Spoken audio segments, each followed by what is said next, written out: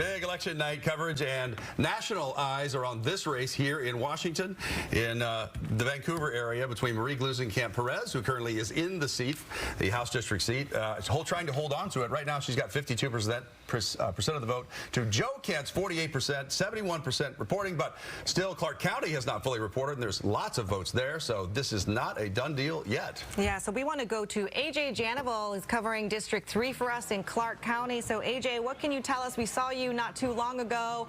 Has the mood there changed at all?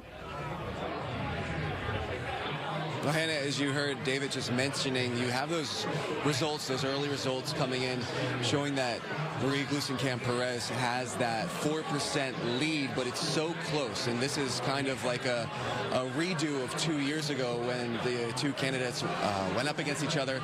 And again, it was so close. Just a few minutes ago, Joe Kent here taking the first time of the night to speak to his party.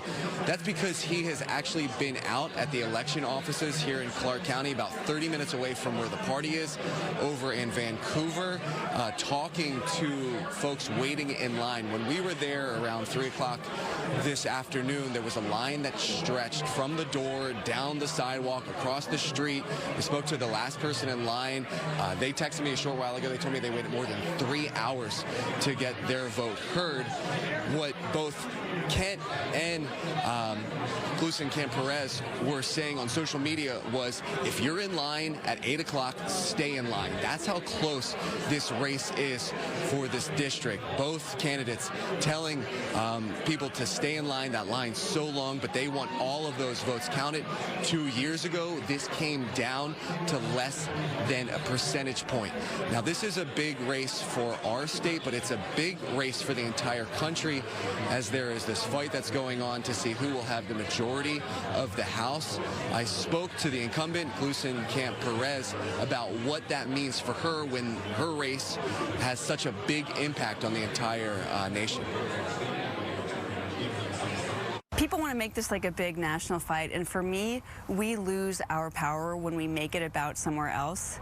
Like, our influence is necessary because we are an independent community, you know, and I'm going to vote the same in no matter who's got the gavel. Like, I'm going to reflect the interests and the values of my community no matter who's in the majority, because that's what my community needs. As I mentioned a short while ago, Kent took the stage, spoke to the folks who are here, and even though they're down by a few percentage points, the mood still remains optimistic. Again, when you look at the numbers from 2 years ago, you have these two candidates, and it was such a close race. When you see that it's only 4% with not all of the votes even close at this point to coming in, it makes sense that he would not even consider conceding, and is still hopeful. We'll keep an eye on this race as we'll be here early in the morning with updates.